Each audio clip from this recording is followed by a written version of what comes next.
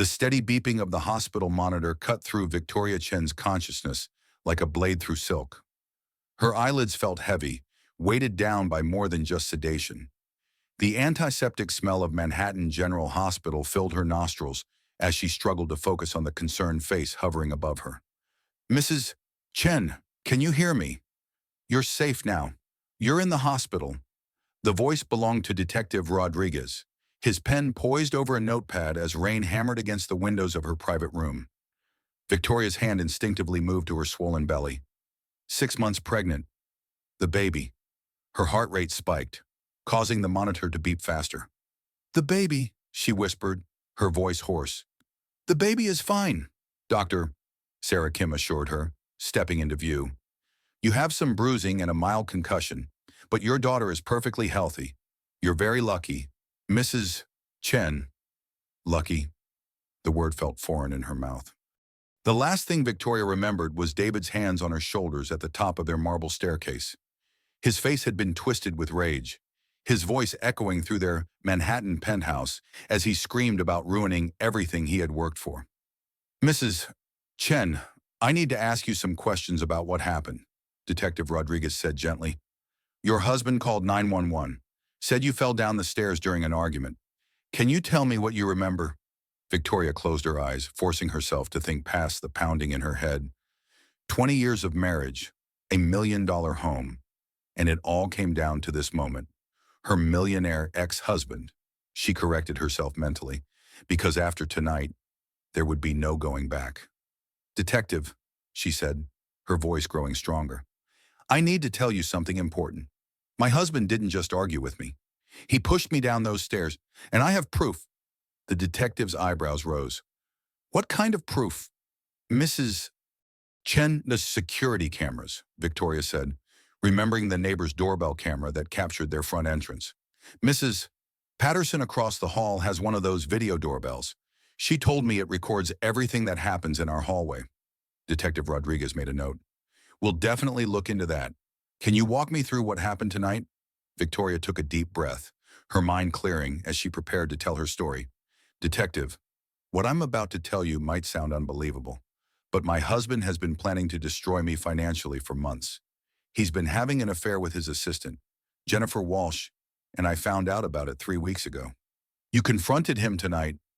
"I confronted him about more than just the affair," Victoria said, her voice taking on the measured tone she used in her marketing executive meetings.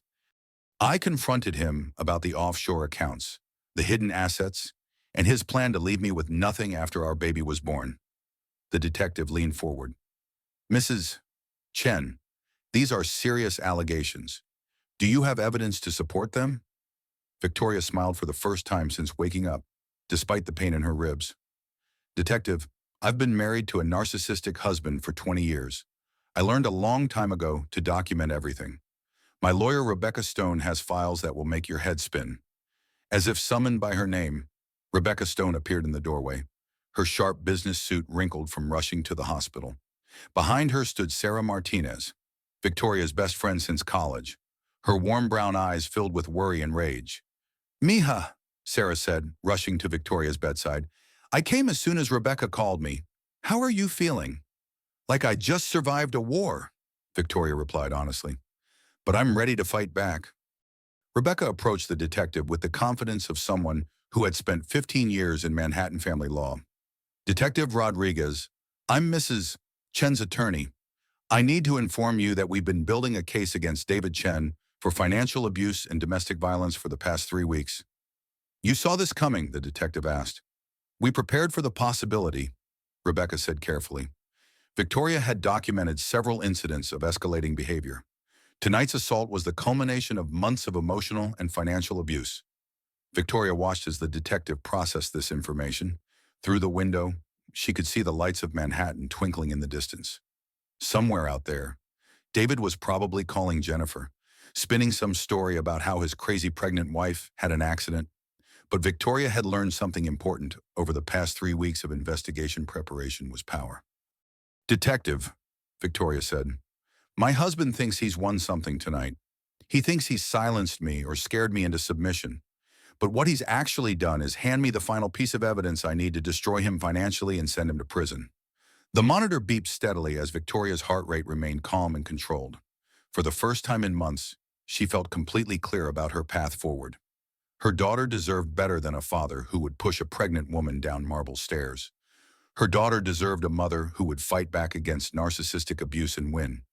I want to press charges, Victoria said firmly, and I want to make sure that security footage is preserved as evidence. Detective Rodriguez nodded. We'll get a warrant for the video immediately. Mrs. Chen, I have to ask, are you sure you're ready for what comes next? Cases like this can get complicated.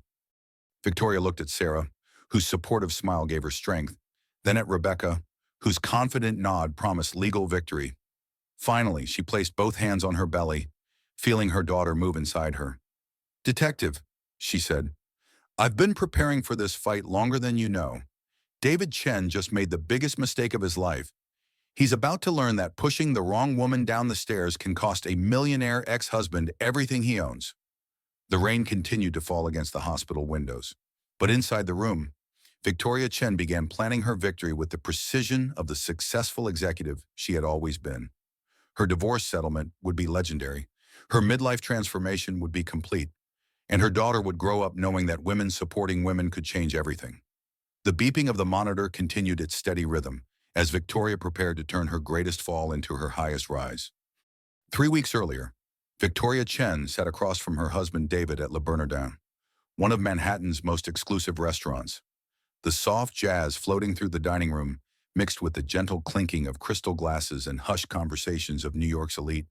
At 42, Victoria maintained the polished appearance of a successful marketing executive, her dark hair styled in a sleek bob, her designer dress concealing the early signs of pregnancy. David Chen commanded attention even while sitting still. At 45, he possessed the aggressive confidence of a millionaire ex-husband in training, though Victoria didn't know it yet.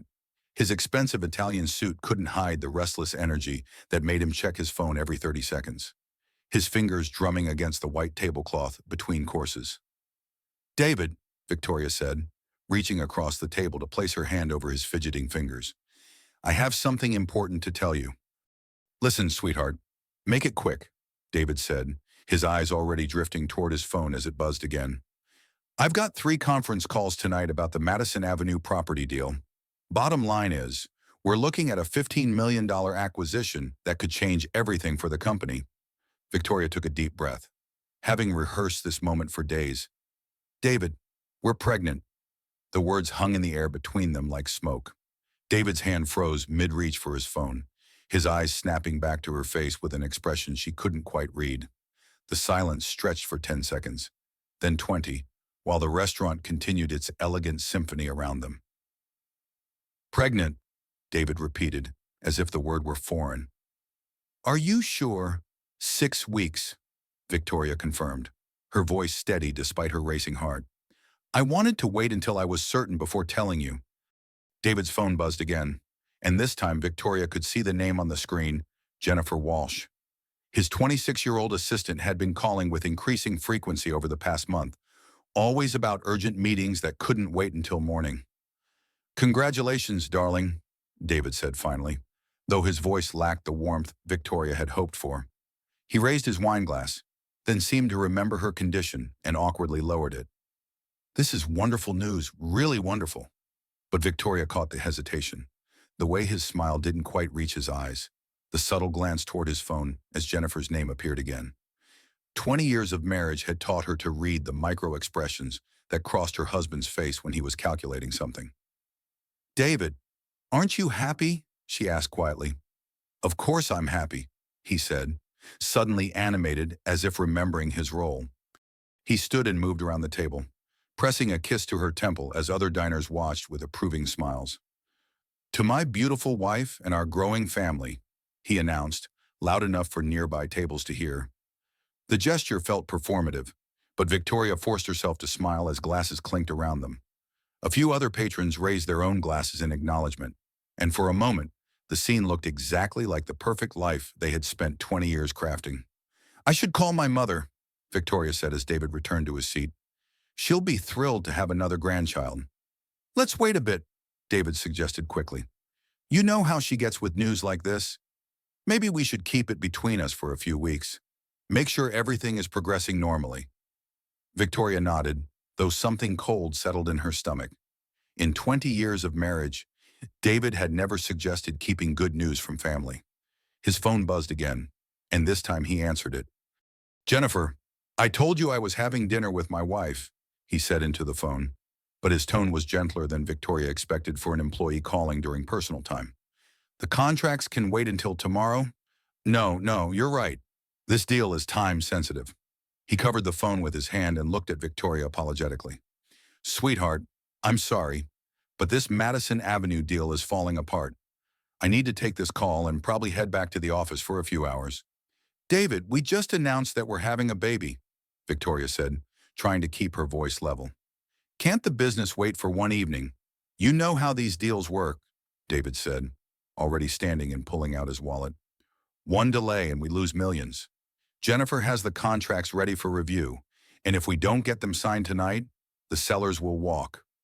He placed $300 on the table without counting it, kissed Victoria's forehead with the same mechanical affection he might show a business partner, and headed for the exit while still talking to Jennifer Walsh.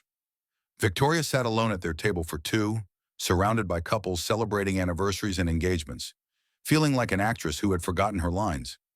The waiter approached discreetly. Mrs. Chen, would you like me to call you a car? Please, she said, though she made no move to leave immediately. Instead, she sat in the elegant restaurant, one hand resting on her still flat stomach, and tried to ignore the voice in her head that whispered about red flags and warning signs. How many times had she explained away his late nights, his distraction, his phone calls behind closed doors? How many times had she told herself that building a real estate empire required sacrifices from both of them? How many times had she dismissed her own intuition for the sake of keeping peace in their marriage? The truth was, Victoria had spent so many years being the perfect wife to her millionaire ex-husband that she had forgotten to pay attention to whether he was being a good husband to her. She had focused on maintaining their social standing, supporting his business ventures, and managing their household while advancing her own career in marketing. But tonight, sitting alone after announcing her pregnancy, Victoria felt something shift inside her. The woman who had built a successful marketing firm from nothing was still there, buried under 20 years of accommodating David's needs above her own. That woman wouldn't accept being abandoned in a restaurant after sharing life-changing news. That woman would start paying attention to the details David thought she was too naive to notice. Victoria's phone buzzed with a text from Sarah Martinez. How did he take the news, mija? I'm dying to know. Instead of typing her usual diplomatic response, Victoria found herself writing, he took a call from his assistant and left me sitting here alone. I think we need to talk soon. Sarah's response came immediately. I'm coming to get you right now. And Victoria, trust your instincts. As Victoria waited for her best friend, she made a mental note to start documenting things differently. The successful executive in her recognized that something wasn't adding up in David's behavior, and after 20 years of marriage, she deserved to know the truth about her own life. She had no idea that her journey toward becoming a survivor of narcissistic abuse was just beginning, or that her divorce settlement would eventually make headlines across Manhattan. All she knew was that the woman she used to be before marriage was stirring to life, and that woman had never been anyone's fool. The first step in her midlife transformation would be learning to trust herself again.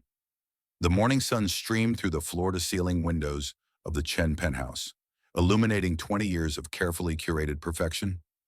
Victoria moved through their Manhattan home like a ghost, her silk robe rustling against Italian marble floors, while the high-end coffee maker ground beans that cost more per pound than most people spent on groceries. David's side of their California king bed lay empty, the Egyptian cotton sheets still perfectly made. Another late night at the office. He had texted her at midnight. Another urgent deal that couldn't wait until morning.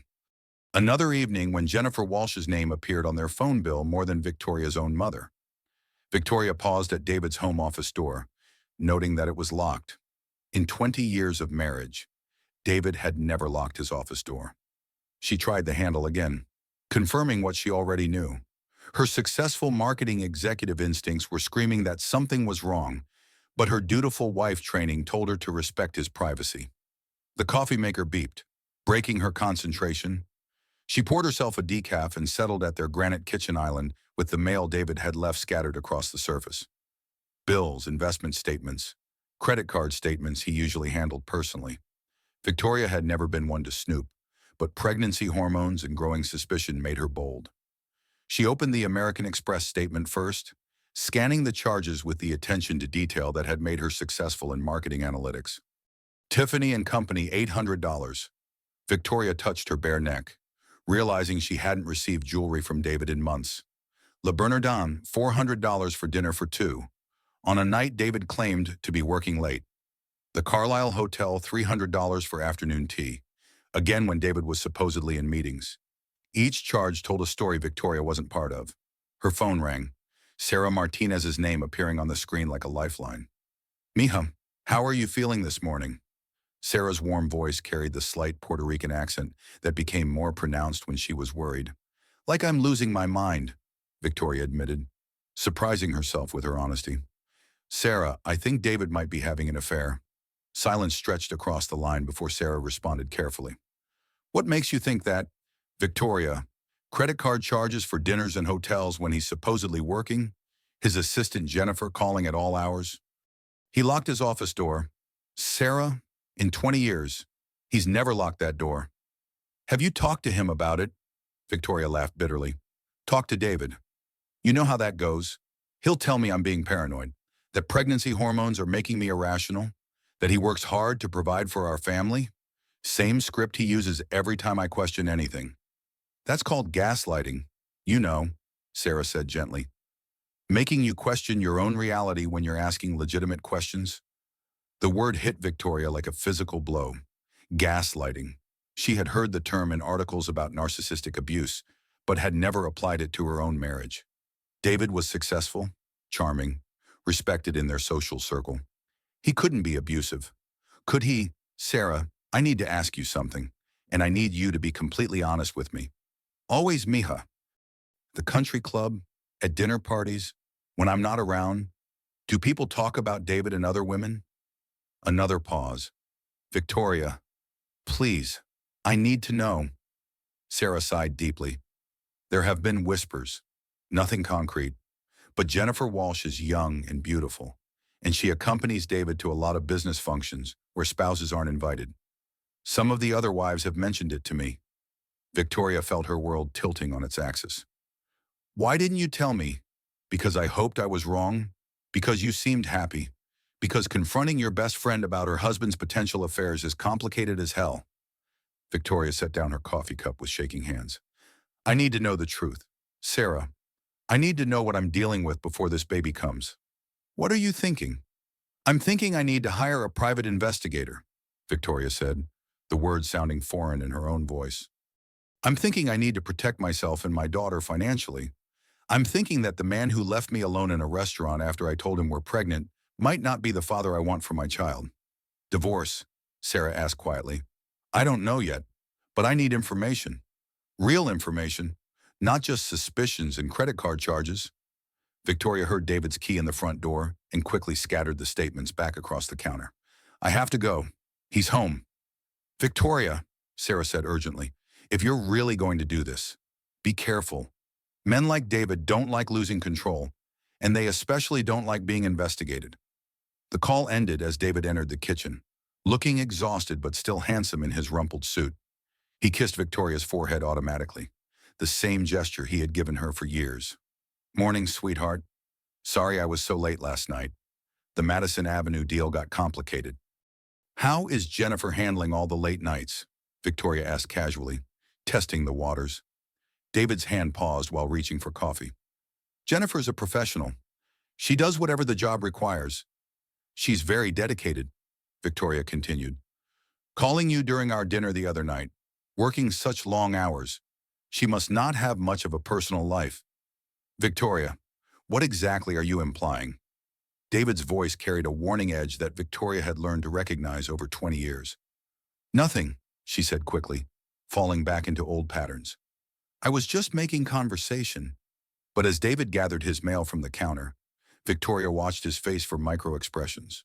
She saw the slight relief when he collected the credit card statements, The quick scan to see if anything was missing, the casual way he locked them in his briefcase. After 20 years of marriage, Victoria realized she had become an expert at reading her husband's attempts to hide things from her. The successful marketing executive in her recognized behavioral patterns and data analysis. The woman in her recognized manipulation and deception. The question was, what was she going to do about it? As David left for another day at the office, Victoria made her first concrete decision. She opened her laptop and searched for private investigators in Manhattan. It was time to stop being naive about her own life. Her millionaire ex-husband was about to discover that his wife was smarter and more determined than he had ever given her credit for. The foundation of their perfect life was about to crack wide open, and Victoria intended to be the one controlling how it fell apart. Her midlife transformation was beginning, though she didn't yet know how completely her life was about to change. All she knew was that her daughter deserved a mother who would fight for the truth, no matter how painful it might be. Victoria had returned from her 12-week pregnancy checkup with photos of her daughter's perfectly formed fingers and toes when she heard David's phone ringing from their master bathroom. He was in the shower, steam fogging the glass walls of their marble enclosure, completely unaware that his iPhone was buzzing insistently on the granite countertop. Without thinking, Victoria answered it. "Hello, David's phone. Baby, I can't wait anymore. When are you telling her about us?" The voice was young, breathless, familiar. Jennifer Walsh. The words hit Victoria like a physical blow, confirming her worst fears in a single sentence. Her hands shook as she held the phone, listening to silence on the other end as Jennifer realized her mistake. "Who is this?" Jennifer asked, though her tone suggested she already knew. Victoria found her voice cold and professional. "This is David's wife, the woman you apparently think he's going to leave for you." The sharp intake of breath was followed by the phone clattering to the marble floor as Victoria's legs gave out. She sat heavily on the edge of their bed, staring at the ultrasound photos scattered around her, trying to process the reality that her marriage was over. David emerged from the shower, water dripping from his hair, reaching for his towel. "Victoria, what's wrong? You look like you've seen a ghost." "Jennifer called," Victoria said simply, watching his face for the reaction she now knew to expect. David's expression shifted through several emotions in rapid succession: confusion, recognition, fear, and finally, anger. "What did she say?" "She asked when you were going to tell me about the two of you," Victoria replied, her voice deadly calm. "She called you baby. David, your assistant called my husband baby and asked when he was leaving his pregnant wife." "Victoria, you're being paranoid," David said, but his voice lacked conviction. "Jennifer is young and confused. She probably has a crush, but nothing has happened between us. You know how these young girls get around successful men." The gaslighting was so immediate, so automatic, that Victoria almost laughed. Instead, she stood up and faced him directly. "David, she knows things about your schedule that I don't know. She calls you at all hours. She goes to business dinners that I'm not invited to, and now she's asking when you're leaving me? Don't insult my intelligence. Your pregnancy hormones are making you irrational," David continued, wrapping the towel around his waist and moving toward his closet with studied casualness. "Jennifer is an employee, a valuable employee, but nothing more." "Pregnancy hormones," Victoria repeated, feeling something snap inside her. "David, I built a marketing company from nothing. I analyze data and behavioral patterns for a living. Don't you dare blame my ability to recognize obvious patterns on pregnancy hormones." David's jaw tightened, and Victoria saw a flash of the anger that had been hiding beneath his charm for months. "I work my ass off for this family. Victoria, I provide everything you could possibly want. This penthouse, your car, your jewelry, your lifestyle. All of it comes from my work, and my work requires long hours in professional relationships that you apparently can't handle." "Professional relationships don't call each other baby," Victoria shot back. "You misheard her. I recorded it." The lie came out of Victoria's mouth so naturally that she surprised herself, but the effect on David was immediate and telling. His face went white, then red, then white again. "You recorded my private phone calls. I answered your phone when you were in the shower, David, and I'm very glad I did, because now I know exactly what kind of man I married." David's charm offensive began immediately. He sat on the bed next to her, his voice becoming gentle and concerned. Victoria, sweetheart, you're stressed about the pregnancy, about work, about everything. Let me make this right. How about we take a long weekend in the Hamptons? Just the two of us? No phones, no work, no distractions. We can reconnect. Victoria looked at her husband of 20 years and realized she was seeing a stranger. The manipulation was so smooth, so practiced, that she wondered how many times he had used these exact techniques on her without her recognizing them. David, are you having an affair with Jennifer Walsh? No, he said without hesitation, but his eyes didn't meet hers. Are you planning to leave me after our daughter is born? Victoria, that's crazy. Why would I leave my family? Are you hiding assets from me? What kind of question is that everything I earn belongs to both of us? Victoria stood up and walked to their bedroom window, looking out at the Manhattan skyline. David, I want you to understand something very clearly. I am not the naive woman you married 20 years ago. I am not going to be gaslighted, manipulated, or lied to.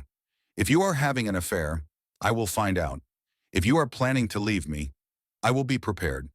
And if you are hiding money from me, my lawyers will find every penny. Lawyers, David's voice sharpened. Victoria, you're talking like we're getting divorced over a misunderstood phone call from my assistant. I'm talking like a woman who just discovered her husband is planning to abandon her and their unborn child, Victoria replied. I'm talking like someone who deserves the truth about her own life. David stood and began getting dressed with angry, jerky movements. Fine. You want the truth. The truth is that I work 16-hour days to maintain the lifestyle you're accustomed to. The truth is that Jennifer Walsh is the best assistant I've ever had. And yes, she's attractive and young and grateful for her job. The truth is that you've become suspicious and paranoid, and it's making our marriage miserable. The truth, Victoria said quietly, is that you just confirmed you're attracted to your assistant. You appreciate her gratitude in ways that have nothing to do with work, and you think your wife is the problem for noticing? David froze with his shirt halfway buttoned. I want you to leave, Victoria continued.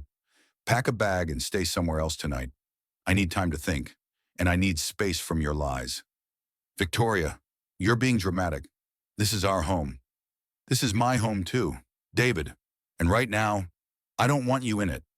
David finished dressing in silence, his movements sharp with barely controlled anger. At the bedroom door, he turned back to her. You're making a huge mistake, Victoria. You're destroying our marriage over nothing. I'm not destroying anything.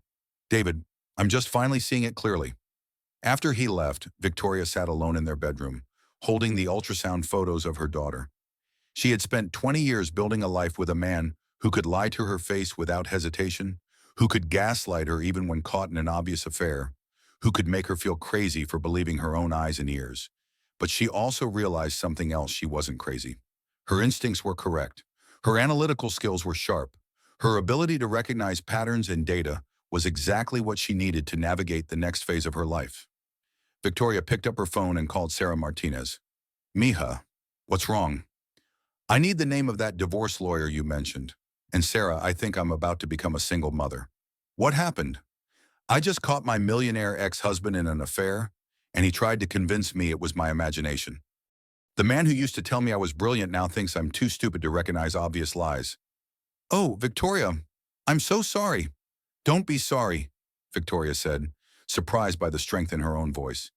Be proud. I'm finally waking up. As she hung up the phone, Victoria looked around their perfect penthouse and realized that perfection built on lies wasn't worth preserving. Her daughter deserved better than a father who could abandon his pregnant wife. She deserved better than watching her mother accept narcissistic abuse as normal. Victoria's midlife transformation was accelerating, and her journey toward financial independence was about to begin. She just didn't know yet that her divorce settlement would become legendary, or that David's attempts to destroy her would ultimately destroy him instead. All she knew was that women supporting women would get her through this, and that she was done being anyone's fool. Marcus Thompson's office on East 47th Street looked exactly like Victoria had imagined: dark wood furniture, leather chairs worn by decades of clients seeking truth about their spouses, and walls lined with certificates that spoke to 25 years of NYPD detective work. The man himself was shorter than she expected, with graying hair and intelligent eyes that seemed to catalog every detail of her appearance. "Mrs. Chen," Marcus said in his distinctive gravelly voice, "I've seen it all in 25 years. Ma'am, rich husbands, poor husbands, smart wives, naive wives. What makes you think your situation is different?" Victoria had prepared for this question during the sleepless nights since David moved out. "Mr.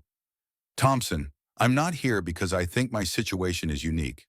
I'm here because I suspect my husband is smarter and more methodical than most cheating spouses, and I need someone equally smart and methodical to prove it." Marcus leaned back in his chair, studying her.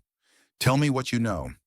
David Chen owns Chen Real Estate Holdings, valued at approximately $50 million.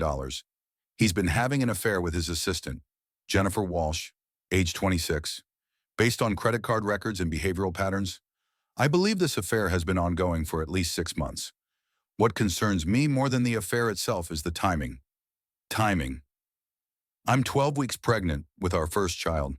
David's behavior changed dramatically after I told him about the pregnancy. He's become secretive about finances, locked his home office for the first time in 20 years, and Jennifer Walsh has been promoted from marketing intern to executive assistant with access to all his business accounts. Marcus made notes on a yellow legal pad. "You think he's planning to leave you?" "I think he's planning to leave me with nothing," Victoria corrected. "My husband is methodical about business. If he's going to end our marriage, he'll want to minimize his financial losses. The timing suggests he wants me vulnerable, new baby, unable to work full-time, emotionally dependent." "Smart woman," Marcus said approvingly. "Most wives come in here crying about broken hearts. You're talking about protecting your assets." "My heart is broken too," Victoria admitted. "But my daughter's future is more important than my feelings. I need to know what David is planning, how much money we really have, and what Jennifer Walsh's role is in all of this." Marcus quoted his rates $5,000 up front, $200 per hour for surveillance, additional costs for financial investigation. Victoria wrote the check without hesitation. "I'll need access to David's business records, travel schedules, and Jennifer Walsh's background," Marcus said. "Can you get me that information?" "Already prepared," Victoria replied, handing him a manila folder. "David thinks I'm a decorative wife who doesn't pay attention to business details. He's wrong." Over the next week, Marcus Thompson proved why he commanded premium rates in Manhattan.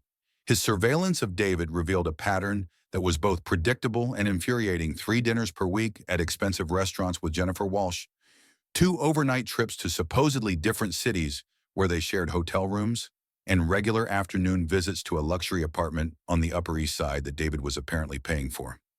Jennifer Walsh, Marcus reported during their second meeting, lives in a 2-bedroom apartment on East 78th Street. Rent is $4,000 per month, paid by a company called JW Enterprises. JW Enterprises is a shell company owned by David Chen Real Estate Holdings. Victoria felt her anger crystallizing into something harder and more useful. "He set up his mistress in a company apartment, and he's paying for it with marital assets." "Gets worse," Marcus continued. "Miss Walsh drives a BMW that's registered to the same shell company, credit cards, insurance, even her gym membership, all paid for by David through business accounts. How much per month? Conservatively $15,000. Jennifer Walsh is expensive." Victoria did quick calculations. $180,000 per year to maintain his mistress, paid for with money that's half mine. "What else did you find?" Marcus handed her a second folder. "Bank statements show regular transfers to offshore accounts in the Cayman Islands. Started about 8 months ago. Same time Jennifer Walsh was promoted. David's moving money out of accounts you have access to and into accounts you don't know about."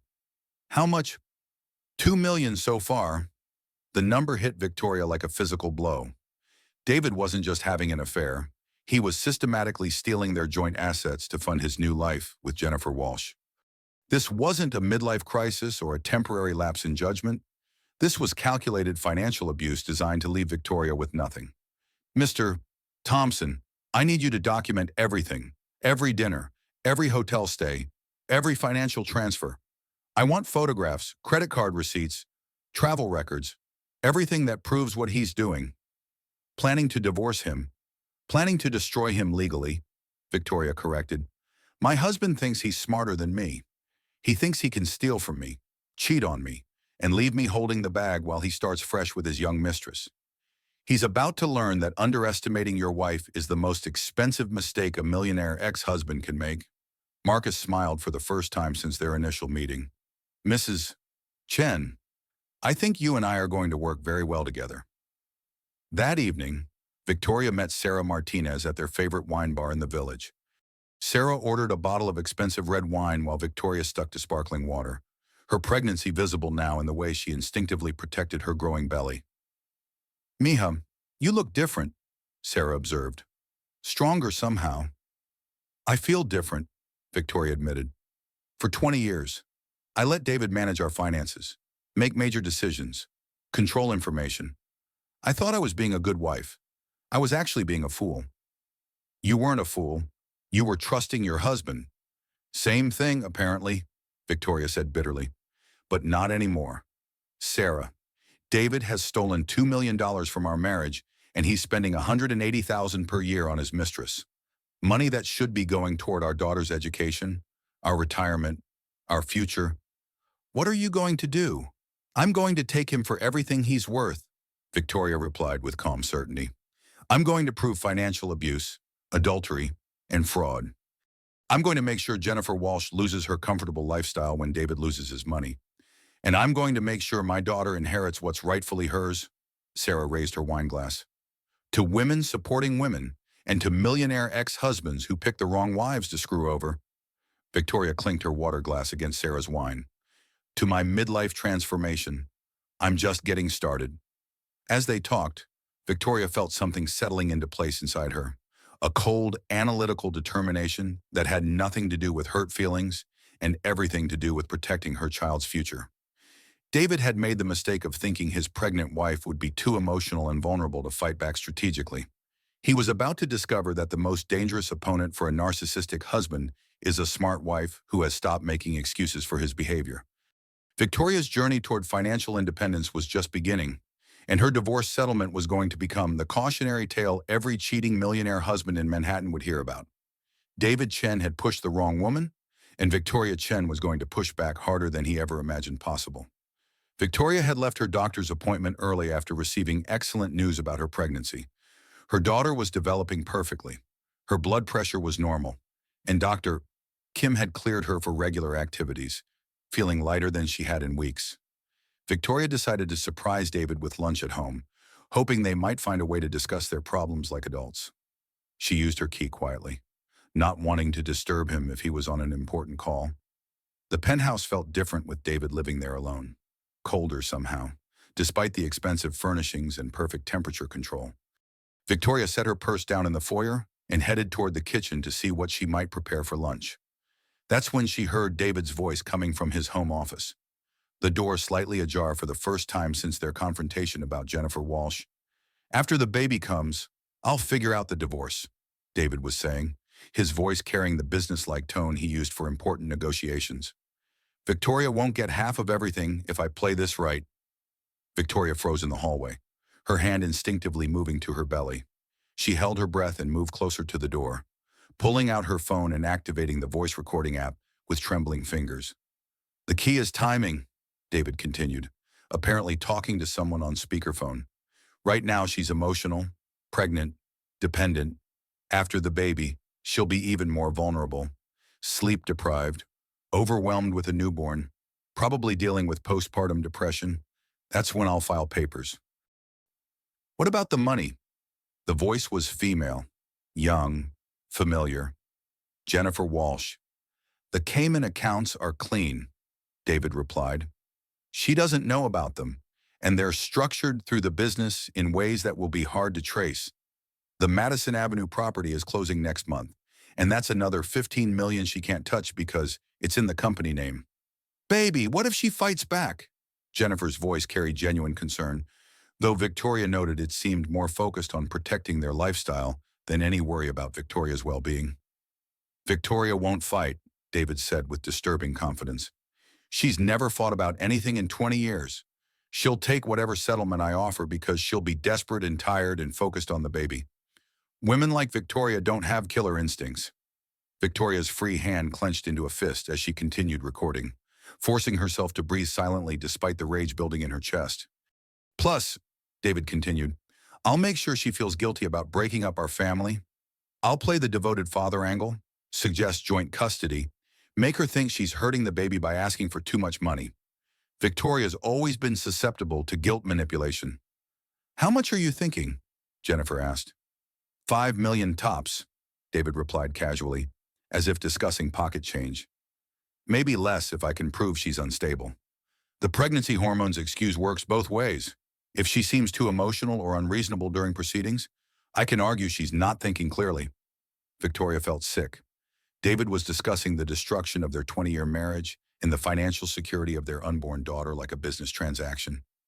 Worse, he was planning to use her pregnancy and the vulnerability of new motherhood as weapons against her. What about the penthouse? Jennifer asked. Community property, but I can argue business necessity. Client meetings, entertaining investors. I need to maintain appearances for the company. She can take the house in Connecticut. I hate that house, Jennifer said petulantly. It's so suburban and boring. David laughed, and the sound made Victoria's skin crawl. Don't worry, baby. Once everything's settled, we'll sell Connecticut and buy something in the Hamptons. Somewhere we can really entertain. I can't wait to be your real wife, Jennifer said. No more sneaking around, no more pretending. I want everyone to know you're mine. Soon, David promised. Victoria's too predictable to cause real problems. She'll be hurt and angry for a while, but she'll accept reality. She always does. Victoria ended the recording and backed away from the door on silent feet, her heart pounding so hard she worried the baby could feel it. She made it to the elevator and down to the lobby before the full impact of what she had heard hit her. David wasn't just having an affair. He was planning her complete financial destruction, using her pregnancy and the vulnerability of new motherhood as strategic advantages. He had already moved millions of dollars beyond her reach and was planning to manipulate her emotions to accept a settlement that represented less than 10% of their actual assets. Most devastating of all, he knew her well enough to predict exactly how she would react or how the old Victoria would have reacted. He expected her to be passive, guilty, focused on avoiding conflict for the sake of their daughter. He expected her to accept crumbs from the table he had built with her support over 20 years. Victoria sat in her car in the parking garage for 30 minutes, listening to the recording twice more and taking notes on her phone. By the time she was ready to drive away, her shock had crystallized into something much more dangerous: cold, strategic fury. David thought women like Victoria didn't have killer instincts. He was about to discover just how wrong he could be. Victoria drove straight to Rebecca Stone's law office, calling ahead to demand an emergency appointment. Rebecca met her in the lobby, took one look at her face, and ushered her into a private conference room. Victoria, what happened? I recorded my husband planning my financial destruction, Victoria said, her voice deadly calm. Rebecca, I need to know in New York State, is it legal to record someone in your own home without their knowledge? Rebecca's eyebrows rose. If you're a party to the conversation, yes. If you're recording conversations you're not part of, it's more complicated. What exactly did you record? Victoria played the recording, watching Rebecca's expression shift from professional interest to outright anger. Victoria, this recording is admissible evidence of financial fraud and emotional abuse. David just confessed to hiding marital assets, planning to manipulate your emotional state, and using your pregnancy against you in divorce proceedings. What's it worth? Everything, Rebecca said firmly. With this recording, we can demand full financial disclosure, freeze assets, and argue for maximum settlement based on his attempts at financial abuse. Victoria, your husband just handed us the ammunition to destroy him in court. Victoria felt something settling into place, a cold satisfaction that had nothing to do with revenge and everything to do with justice. Rebecca, I want you to understand something clearly. This isn't about saving my marriage anymore. This isn't about hurt feelings or broken hearts. This is about making sure my daughter inherits what she's entitled to, and making sure David Chen learns that underestimating his wife was the most expensive mistake of his life. What do you want me to do? I want you to prepare for war, Victoria replied. Because David just declared war on the wrong woman, And I'm going to make sure he loses everything he thinks he's already won. Rebecca smiled grimly. Victoria, I think your millionaire ex-husband is about to get the education of his lifetime. Victoria's midlife transformation was accelerating beyond anything she had imagined possible. The vulnerable pregnant wife David was counting on, manipulating, no longer existed. In her place was a woman who understood that sometimes the greatest kindness you can show your daughter is teaching her father that women supporting women can be devastatingly effective when properly motivated. David Chen was about to learn that his biggest mistake wasn't having an affair with Jennifer Walsh. His biggest mistake was believing his own lies about his wife's strength. Rebecca Stone's conference room had been transformed into a war room. Charts covered the mahogany table, financial documents were spread across every surface, and three of Manhattan's most expensive legal minds were dissecting David Chen's business empire like surgeons planning a complex operation. Victoria sat at the head of the table, 24 weeks pregnant and radiating the focused intensity of a successful marketing executive who had finally found a project worthy of her skills. Across from her, Rebecca coordinated with forensic accountant Michael Rodriguez and private investigator Marcus Thompson, while Sarah Martinez provided emotional support and occasional Cuban coffee that kept everyone sharp. Ladies and gentlemen, Rebecca announced, we are not preparing for a typical Manhattan divorce. We are preparing to dismantle a sophisticated financial fraud operation that happens to involve adultery. Michael Rodriguez, a thin man with wire-rimmed glasses who specialized in finding hidden assets, spread his preliminary findings across the table. David Chen has been moving money for 8 months. Shell companies in Delaware, offshore accounts in 3 different countries, real estate holdings buried in business partnerships. Very sophisticated, very expensive to set up. How much? Victoria asked. Conservatively, $12 million moved out of accounts you had access to. Probably more once we dig deeper. Victoria's hand tightened around her coffee cup. $12 million was more than she had imagined possible. Michael, help me understand something. If David was planning to leave me anyway, why go to such elaborate lengths to hide money? Wouldn't a 50-50 split be cheaper than setting up all these offshore accounts? Michael smiled grimly. Because a 50-50 split of legitimate assets would have given you $25 million. David was planning to leave you with maybe $5 million while keeping $35 million for himself and Jennifer Walsh. The cost of hiding money was worth it to save $20 million. Except now we caught him, Rebecca interjected. And in New York, financial fraud during marriage proceedings can result in the innocent spouse receiving more than 50% of assets.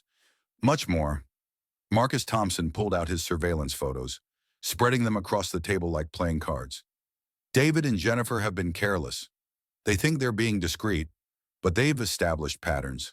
Same restaurants, same hotel, same apartment, 3 nights a week. More importantly, they've been discussing business in public places. What kind of business? Victoria asked. The kind that proves Jennifer Walsh isn't just David's mistress, Marcus replied. She's his business partner. The shell company's moving money, she's listed as CEO of 2 of them. The offshore accounts. She has signing authority. David isn't just cheating with Jennifer Walsh. He's stealing from you with her active participation. Victoria felt her anger crystallizing into something more useful, strategic determination. Marcus, what does that mean legally? Rebecca answered before Marcus could respond. It means Jennifer Walsh can be held liable for her role in defrauding you. She can be forced to return money, pay damages, and potentially face criminal charges for participating in financial fraud. Good, Victoria said simply. I want her to understand that sleeping with married men has consequences beyond hurt feelings. Sarah Martinez, who had been quietly taking notes, looked up from her legal pad. Mija, I have to ask, are you sure you want to destroy David completely? I mean, he's going to be your daughter's father regardless of what happens with the marriage. Victoria considered the question seriously. Sarah, David planned to use my pregnancy and our daughter's infancy to manipulate me into accepting financial crumbs. He planned to hide $35 million from his own child. The man who recorded conversation proves he sees our daughter as a tool for manipulating me, not as a person deserving financial security. Victoria's right, Rebecca added. David's own words prove he's willing to harm his child's financial future to fund his affair. That's not father behavior.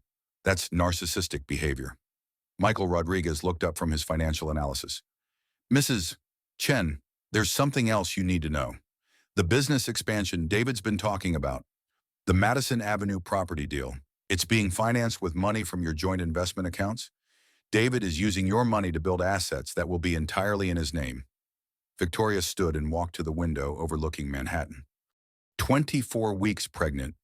She could feel her daughter moving inside her, responding to her elevated heart rate. My daughter deserves better than a father who would steal her inheritance to fund his midlife crisis. She turned back to the room. Rebecca, I want you to file for divorce immediately. I want emergency motions to freeze all accounts, stop all business transactions, and prevent David from leaving the country. I want him to wake up tomorrow morning with no access to any money he's been hiding. Victoria, Rebecca warned, once we file these motions, this becomes public. David will know we've been investigating him, and he'll know we have evidence of his fraud. He's going to be angry. Let him be angry, Victoria replied. I'm done worrying about David's feelings. I'm done protecting a man who was planning to destroy me financially while I was pregnant with his child. Marcus Thompson closed his surveillance folder. Mrs. Chen, men like David don't like losing control. When he realizes you've been investigating him, when he sees those emergency motions, he's going to escalate. Are you prepared for that? Victoria thought about the recording on her phone. David's casual discussion of manipulating her postpartum depression, his confidence that women like her didn't have killer instincts. Marcus, David has been underestimating me for 20 years. He thinks I'm passive, predictable, and weak. He's about to discover that underestimating your wife is the most dangerous mistake a millionaire ex-husband can make. Sarah Martinez raised her coffee cup. To women supporting women, and to millionaire ex-husbands who pick the wrong wives to screw over. To financial independence, Rebecca added, to making sure Jennifer Walsh learns that being someone's mistress isn't a viable career plan. Michael Rodriguez concluded. Victoria raised her water glass. To my daughter, who deserves to inherit what's rightfully hers, and to teaching her father that her mother is not someone you can steal from and manipulate. As the meeting concluded, Victoria felt the transformation inside her completing itself. The vulnerable pregnant wife who had answered Jennifer Walsh's phone call 6 weeks ago no longer existed. In her place was a woman who understood that sometimes protecting your child meant destroying their father's ability to harm them. David Chen was about to discover that his wife had been gathering an army while he was busy planning her destruction. His divorce settlement was going to become legendary in Manhattan legal circles. Not because of its size, but because of how completely he had been outmaneuvered by the woman he thought he knew. Victoria's midlife transformation was nearly complete, and her journey toward financial independence was about to accelerate beyond anything David had imagined possible when he first decided to push the wrong woman down his path of narcissistic abuse. The war was about to begin, and Victoria Chen intended to win decisively. The Carlyle Hotel's elegant restaurant hummed with the quiet conversations of Manhattan's elite, celebrating David Chen's 46th birthday. Victoria had arrived precisely on time, wearing a designer maternity dress that managed to be both sophisticated and obviously pregnant, a visual reminder to everyone present that David was celebrating his birthday while his wife carried their first child. Rebecca Stone's legal papers were in Victoria's purse, ready to be served the following morning.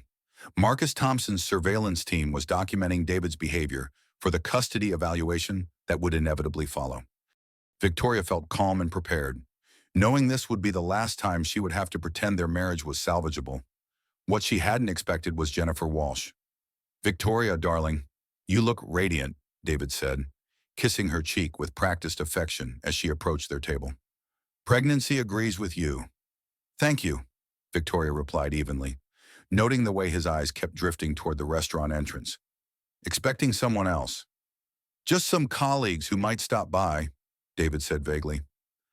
You know how business dinners work?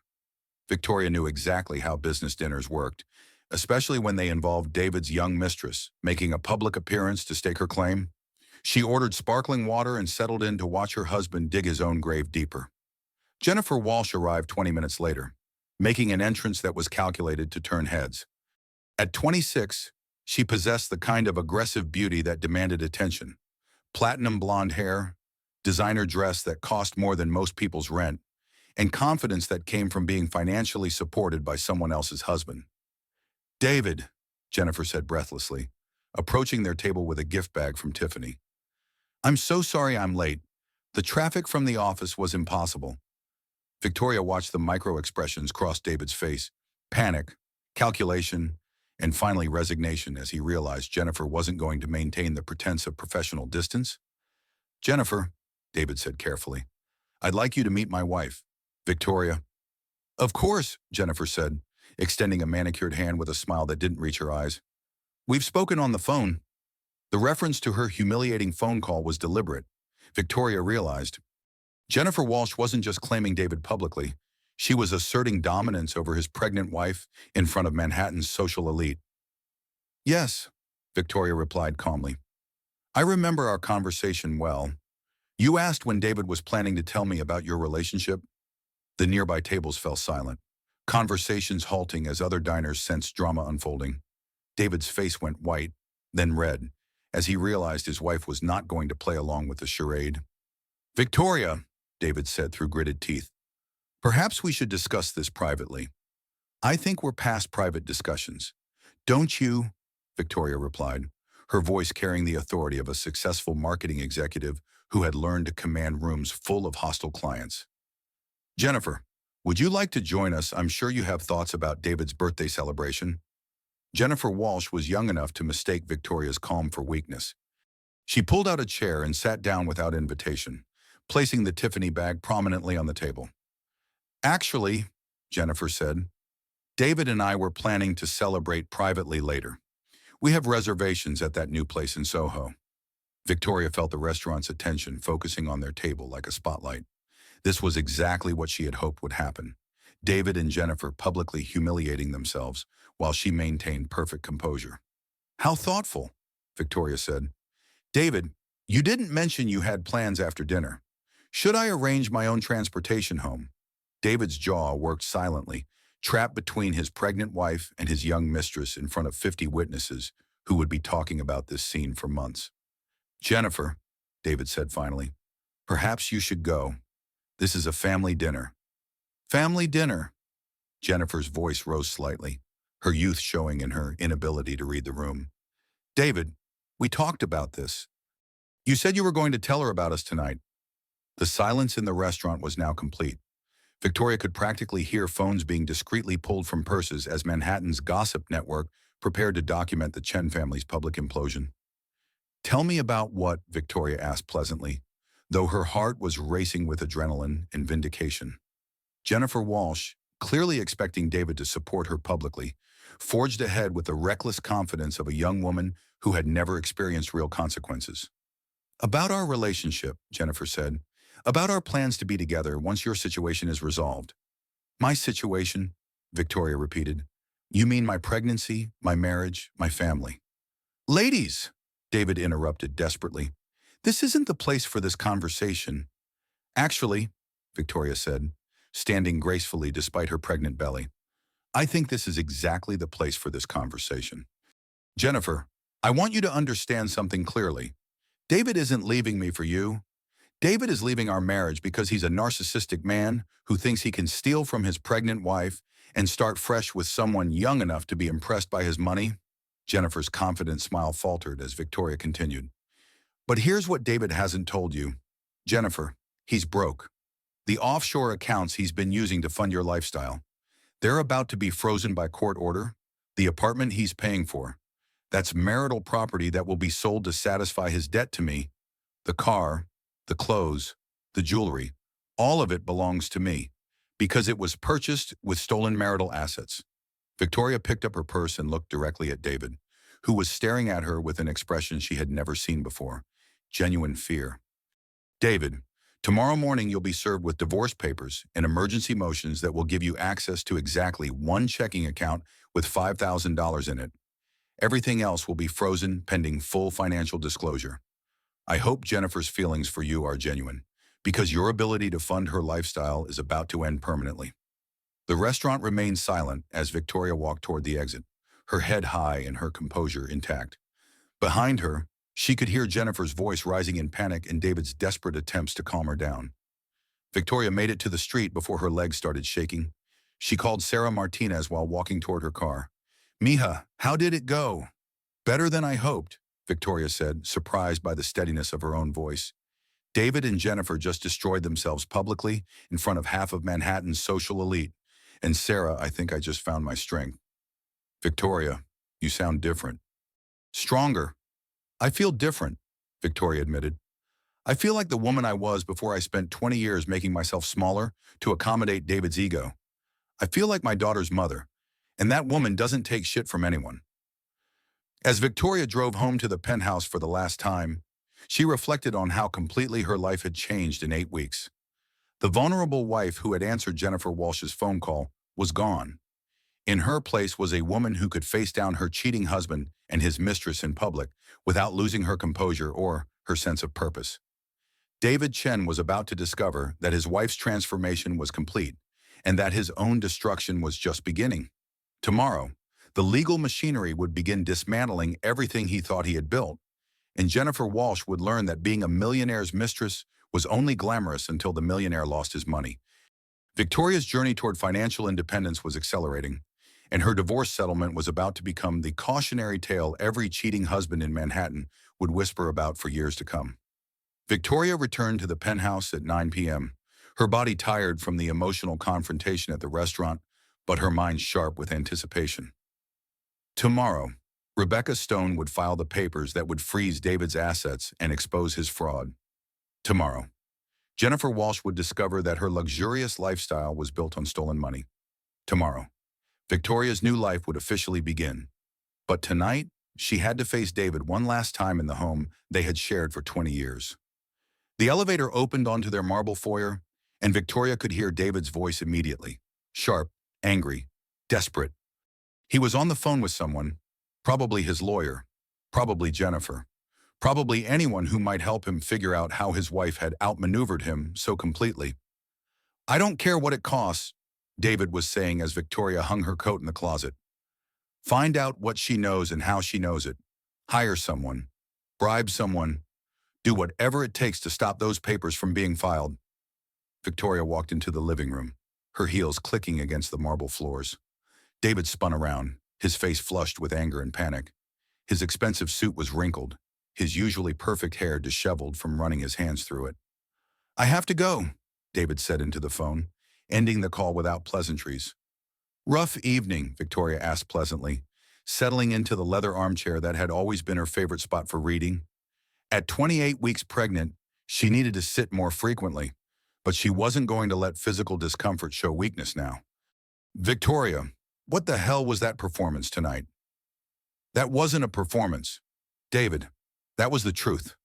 Something you've forgotten how to tell. David began pacing, his movements sharp and agitated. You humiliated me in front of half of Manhattan. You embarrassed Jennifer. You destroyed 20 years of social relationships with one conversation. I destroyed 20 years of lies with one conversation, Victoria corrected. The social relationships built on those lies weren't worth preserving. Victoria, you don't understand what you're doing, David said, his voice taking on the patronizing tone she had learned to recognize as manipulation. If you file those papers tomorrow, if you freeze our assets, you'll destroy the business. You'll destroy everything we've built together. Everything we built together, Victoria repeated.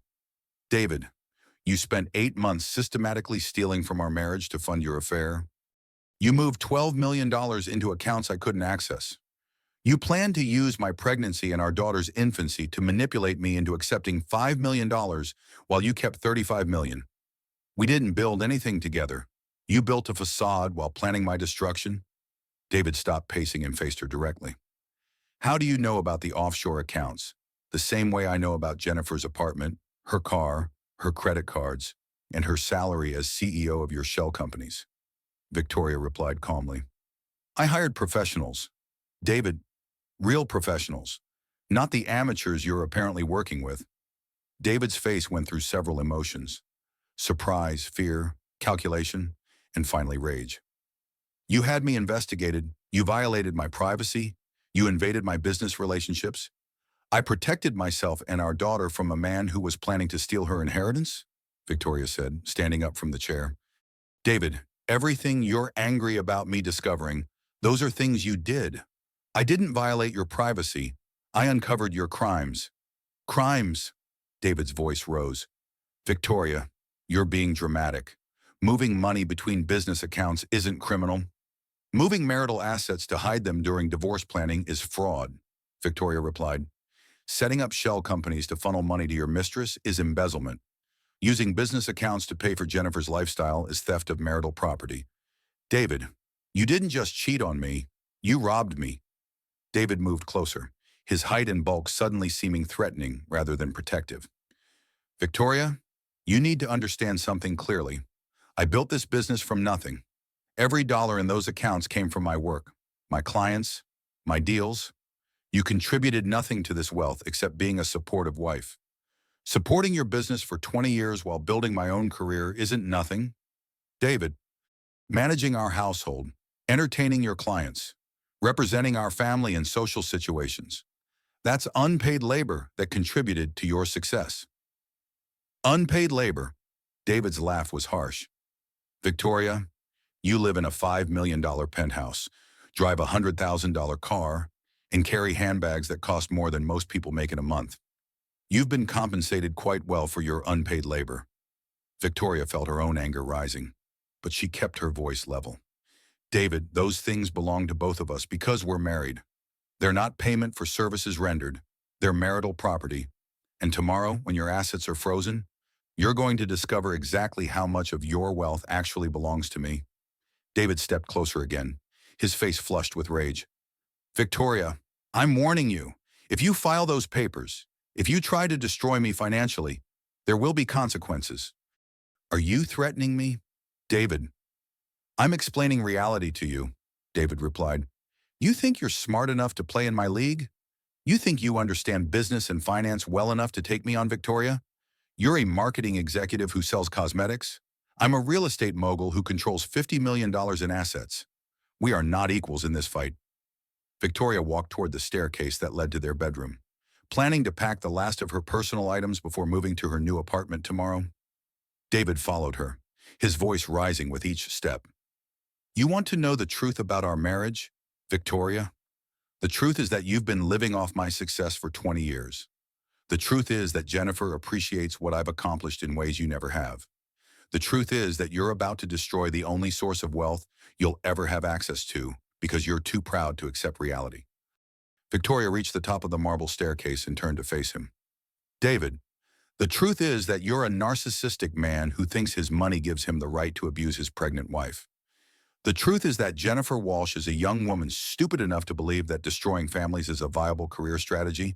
And the truth is that you're about to lose everything because you underestimated the woman you married. I didn't underestimate you, David said, his voice now cold and dangerous. I know exactly who you are. Victoria, you're passive, predictable, and weak. You've never fought for anything in your life because you've never had to. Everything you have came from me, and everything you'll have in the future will depend on my generosity. David, tomorrow morning you'll discover just how wrong you are about me. Tomorrow morning I'll have injunctions stopping every paper you try to file. David shot back. Tomorrow morning Jennifer and I will be on a plane to the Cayman Islands, where we'll have access to accounts your lawyers will never find. And tomorrow evening, you'll be sitting in this empty penthouse, realizing that you destroyed your marriage and your financial security over nothing. Victoria felt her daughter moving inside her, responding to her elevated heart rate and stress hormones.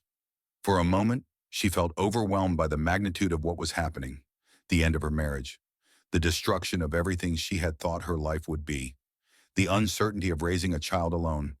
But then she remembered the recording on her phone, David's casual discussion of manipulating her postpartum depression. She remembered Jennifer Walsh's confident assumption that she could claim David publicly without consequences.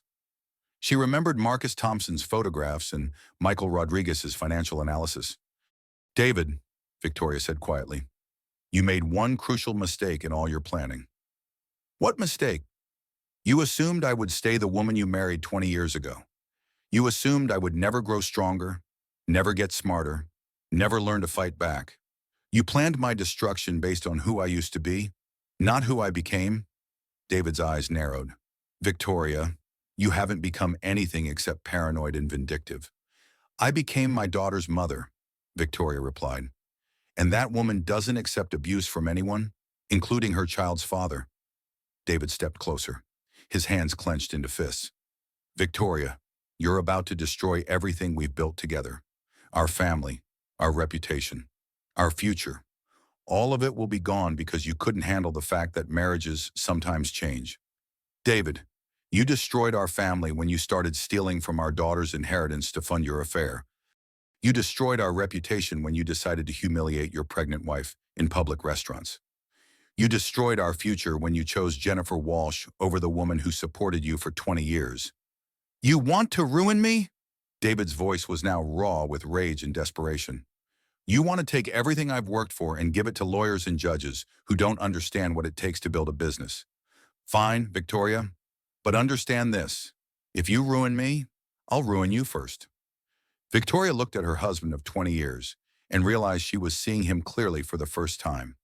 The charm was gone, the manipulation was obvious, and the underlying cruelty that had probably always been there was finally visible. David, you can't ruin me, she said with perfect calm. I already know the truth about who you are. There's nothing left for you to threaten me with. That's when David's hands came up to her shoulders. Victoria saw the rage in his eyes, felt the pressure of his grip, and realized with crystal clarity that her husband was about to push his pregnant wife down a marble staircase. You want to see what ruin looks like? Victoria, David said, his voice barely controlled. You want to see what happens when you push me too far? Victoria felt his hands tighten on her shoulders, felt the pressure that meant he was about to shove her backward. In that split second, she made a decision that would change everything. She activated the voice recording app on her phone. David, let go of me, she said clearly, making sure her words would be captured. You're hurting me. I'm showing you what real power looks like, David replied, his grip increasing. I'm showing you what happens when you threaten a man who has everything to lose. Victoria felt herself being pushed backward, felt the marble steps behind her, felt gravity taking over as David's hands shoved her away from him. The sensation of falling seemed to last forever, the marble rushing up to meet her, the sound of her own scream echoing through the penthouse, the final impact that sent everything into darkness. The last thing Victoria heard before losing consciousness was David's panicked voice. Oh God, Victoria, Victoria, can you hear me? What have I done? But Victoria Chen had accomplished exactly what she needed to accomplish. Her phone, still recording, had captured every word of David's threats and the sound of her falling. The security cameras in their hallway had recorded David's violence. And somewhere in Manhattan, Rebecca Stone was preparing to file papers that would destroy David Chen more completely than he had ever imagined possible. Victoria's midlife transformation was complete. Her journey from passive wife to strategic opponent had ended with her millionaire ex-husband literally pushing her into the evidence that would destroy him. David Chen had just made the most expensive mistake of his life, and Victoria Chen, even unconscious at the bottom of marble stairs, had finally won. 3 days after the fall, Victoria Chen sat propped up in her hospital bed, surrounded by the army she had assembled to destroy her husband. Her daughter was safe, her injuries were healing, and the legal machinery was operating with devastating efficiency. Detective Rodriguez had returned with news that felt like vindication wrapped in justice. Mrs. Chen, the security footage from your neighbor's doorbell camera is crystal clear, he reported, pulling up the video on his tablet. We can see Mr. Chen grabbing your shoulders. We can see him pushing you, and we can see you falling down the stairs. Combined with the audio recording from your phone, we have everything we need for assault charges. Victoria watched the footage once, wincing at the moment of impact but feeling oddly detached from the woman on screen. That woman had been desperate and frightened. The woman in the hospital bed was something else entirely. Dangerous, focused, and completely done with being anyone's victim.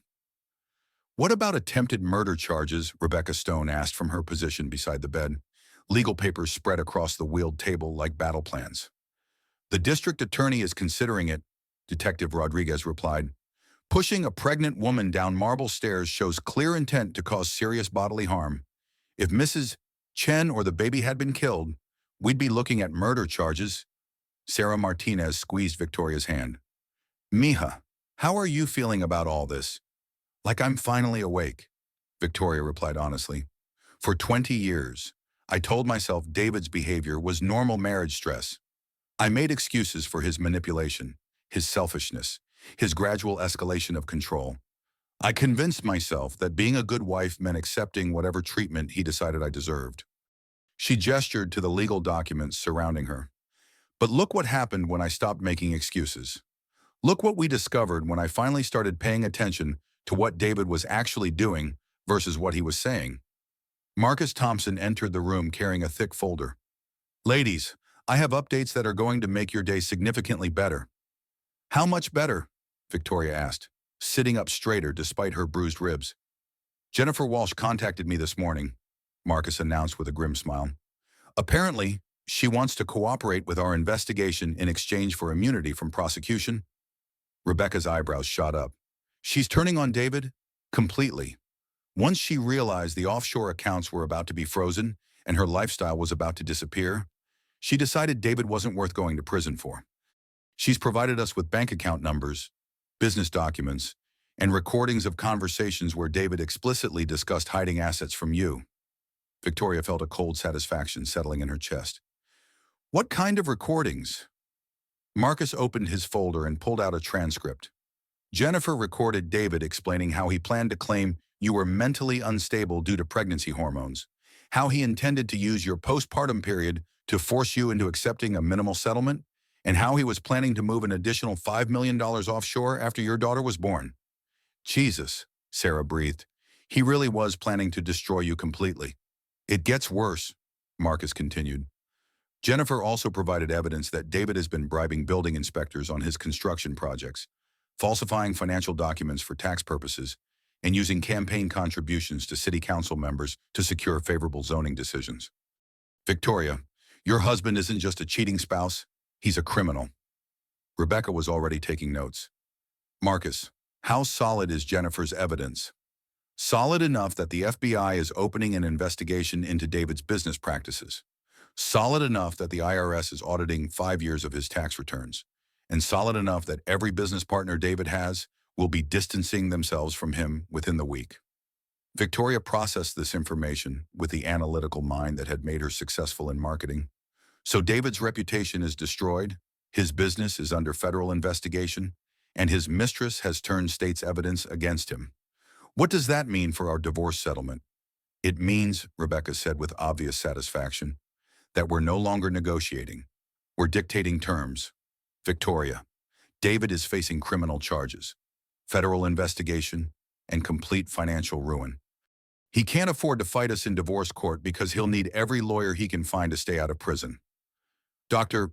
Sarah Kim knocked and entered the room, carrying Victoria's latest test results. Mrs. Chen, I have excellent news. Your daughter is perfectly healthy, your blood pressure is normal, and you're cleared for discharge tomorrow. Whatever you're doing in here, it's working. We're destroying my ex-husband's life, Victoria replied matter-of-factly. Apparently, it's very therapeutic. Dr. Kim laughed. Well, whatever helps your recovery. Just remember, stress management is important for both you and the baby. Don't worry, doctor, Victoria said. I've never felt more relaxed in my life. After Dr. Kim left, Rebecca pulled out a settlement proposal. Victoria, I've prepared our opening offer to David's lawyers. We're demanding 75% of all marital assets, full custody of your daughter with supervised visitation only, complete disclosure of all business dealings, and $50 million in punitive damages for financial fraud and domestic violence. Victoria studied the numbers, her marketing mind calculating the implications. Rebecca, is $50 million realistic? Honestly, we might get more. David's hidden assets total approximately $35 million. The documented financial fraud involves $12 million in moved funds. The attempted murder of his pregnant wife, combined with his plan to defraud you using your postpartum vulnerability, shows a level of premeditation that courts take very seriously. Marcus Thompson pulled out another folder. There's one more thing you should know. After David pushed you down the stairs, he called Jennifer Walsh before he called 911.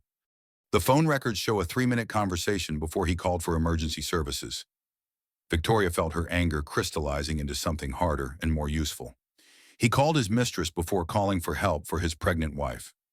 According to Jennifer's statement, David was trying to figure out if he should claim you fell accidentally or if he should say you attacked him first. Jennifer told him to stick with the accident story. Sarah Martinez stood up abruptly, her face flushed with rage. Mija, this man tried to kill you and then called his girlfriend for advice on how to cover it up. He is not your daughter's father. He's a monster who happens to share her DNA. Victoria looked around the room at the women who had become her army. Rebecca, with her legal expertise, Sarah with her unwavering loyalty, Dr. Kim with her medical care, and even Jennifer Walsh with her betrayal of David's secrets. Women supporting women had created an unbreakable force that was systematically dismantling David's entire life. Rebecca, I want you to understand something clearly, Victoria said. This isn't about revenge anymore. This isn't about hurt feelings or wounded pride. This is about making sure my daughter never has to watch her mother accept abuse as normal. This is about teaching her that women who fight back can win. What do you want me to do? I want you to demand everything, Victoria replied.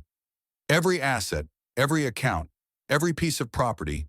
I want David Chen to learn that pushing his pregnant wife down the stairs cost him everything he spent his life building. Rebecca smiled grimly. Victoria, your divorce settlement is going to become legendary in Manhattan legal circles. Good, Victoria said. Let it be a cautionary tale for every millionaire ex-husband who thinks he can abuse his wife without consequences. As her team continued planning David's destruction, Victoria placed her hands on her belly and felt her daughter moving inside her. In 4 months, she would give birth to a little girl who would grow up knowing that her mother was strong enough to fight back against any man who tried to harm them. Victoria's midlife transformation was complete. Her journey from passive wife to strategic opponent had ended with total victory. Her path to financial independence was assured, and her commitment to women supporting women had created a network that would protect her daughter for the rest of her life. David Chen was about to lose everything, and Victoria Chen was about to gain something more valuable than money, the absolute certainty that she would never again accept abuse from anyone. Ever. Her greatest fall had become her highest rise, exactly as she had planned. 6 months later, Victoria Chen sat in her new apartment overlooking Central Park, rocking her daughter Emma, Victoria Chen, to sleep. The space was smaller than the penthouse but filled with natural light and the kind of peace that money couldn't buy. At 32 weeks old, Emma had her mother's dark eyes and an alertness that suggested she would inherit Victoria's analytical mind. The divorce settlement had indeed become legendary in Manhattan legal circles. $78 million, full custody, and David's agreement to supervised visitation only. The punitive damages alone had exceeded Rebecca Stone's most optimistic projections, largely because David's criminal charges had made him desperate to avoid additional prosecution for domestic violence. David Chen was currently serving 18 months in federal prison for tax evasion and fraud. His real estate empire had collapsed when his business partners discovered the extent of his illegal activities. Jennifer Walsh had disappeared after testifying against him, her brief career as a millionaire's mistress having ended with her facing her own criminal charges for participating in financial fraud. Victoria's phone buzzed with a text from Sarah Martinez. Mija, I'm bringing dinner tonight. Cuban food and gossip about the latest Manhattan wife who hired Rebecca to destroy her cheating husband. You've started a revolution. Victoria smiled, adjusting Emma's blanket as her daughter settled into sleep. The revolution Sarah mentioned was real. Rebecca Stone's practice had tripled in size as word spread about Victoria's victory. Women across Manhattan were finally understanding that they didn't have to accept financial abuse or emotional manipulation from their millionaire husbands. A knock at the door interrupted her thoughts. Rebecca Stone stood in the hallway, carrying a bottle of expensive champagne and wearing the satisfied expression of a lawyer who had just won another impossible case. Victoria, I have news that's going to make your day, Rebecca announced, settling into the comfortable chair across from the rocking chair.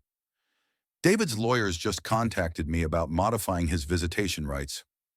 What kind of modification? He wants to give them up entirely, Rebecca replied.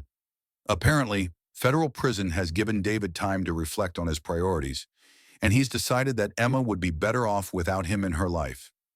Victoria felt a complex mix of emotions, relief that she wouldn't have to coordinate with David about Emma's upbringing, sadness that her daughter would grow up without a father, and satisfaction that David had finally recognized the depth of his own damage. What does that mean legally? It means Emma inherits everything when she turns 18, and David has no legal claim to any relationship with her unless she chooses to pursue one as an adult. Victoria, you've won completely. Your daughter will grow up knowing that her mother fought for her and won. As Rebecca left, Victoria returned to the rocking chair and looked out at Central Park. Emma stirred in her arms, making the small sounds that meant she was dreaming. Victoria wondered what her daughter would think about all this when she was old enough to understand. The mother who had been pushed down marble stairs by her father, the legal battle that had destroyed him, the choice to fight back against narcissistic abuse instead of accepting it. Victoria's phone rang, Marcus Thompson's gravelly voice bringing news that felt like perfect closure. Mrs. Chen, I thought you'd want to know. Jennifer Walsh was sentenced today. 3 years probation, full restitution to you, and a felony conviction that will follow her for the rest of her life. She also has to complete 200 hours of community service, specifically working with domestic violence survivors. How is she handling it? Not well, Marcus replied with obvious satisfaction. Turns out being a millionaire's mistress doesn't prepare you for real-world consequences. Jennifer Walsh went from designer apartments to sharing a studio with 3 roommates. She's working at a nail salon in Queens and taking the subway to work. Victoria felt no sympathy for Jennifer Walsh. The young woman had actively participated in David's plan to defraud Victoria, had celebrated the idea of destroying a family, and had helped David plan his cover-up after pushing his pregnant wife down the stairs. Jennifer's destruction was justice, not tragedy. After ending the call, Victoria opened her laptop and reviewed the speech she was giving next week at the Manhattan Women's Business Network. Her story had become a case study in recognizing financial abuse and fighting back strategically. Women across the city were learning that divorce settlements could be weapons of justice when used properly. Emma woke up hungry, and Victoria settled into feeding her daughter while mentally reviewing her new life. The marketing firm was thriving under her renewed focus and energy. Her investment portfolio, managed by advisors Rebecca had recommended, was growing steadily. Her support network of women who had fought similar battles was expanding weekly. Most importantly, Victoria had discovered something about herself that 20 years of marriage had buried. She was genuinely formidable when properly motivated.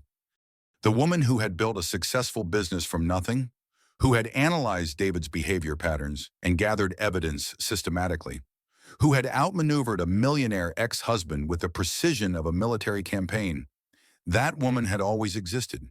She had just been hidden under decades of trying to be the perfect wife. Victoria's midlife transformation hadn't just changed her circumstances. It had revealed who she actually was beneath the roles she had played for others. The successful executive, the strategic thinker, the protective mother, the loyal friend. All of it was authentic in ways her marriage had never been. As Emma finished eating and settled back into sleep, Victoria felt a contentment that had nothing to do with money and everything to do with authenticity. She had fought for her daughter's future and won. She had stood up to narcissistic abuse and emerged stronger. She had discovered that women supporting women could overcome any obstacle when properly organized. The sun was setting over Central Park, painting Emma's nursery in golden light. Victoria looked at her sleeping daughter and made a silent promise Emma would grow up knowing that her mother was strong enough to protect her from anyone who tried to harm them. She would learn that fighting back against abuse was not only acceptable, but necessary. She would understand that women who support each other are unstoppable when properly motivated. Victoria's greatest fall down those marble stairs had indeed become her highest rise. Her divorce settlement had become legendary not just for its size, but for what it represented, proof that underestimating your wife could be the most expensive mistake a millionaire ex-husband could make. David Chen had pushed the wrong woman, and Victoria Chen had pushed back harder than he ever imagined possible. Her daughter would inherit not just financial security, but the knowledge that her mother had fought for justice and won decisively. Victoria's story was complete, but her impact was just beginning. Across Manhattan, women were learning that they didn't have to accept financial abuse, emotional manipulation, or domestic violence. They were learning that strategic planning, professional help, and women supporting women could defeat even the most sophisticated attempts at control. Emma Victoria Chen would grow up in a world where her mother had helped change the rules, where wives were no longer expected to accept whatever treatment their husbands decided they deserved. That legacy was worth more than any divorce settlement, more valuable than any amount of money, and more powerful than any man who thought he could push a woman around without consequences.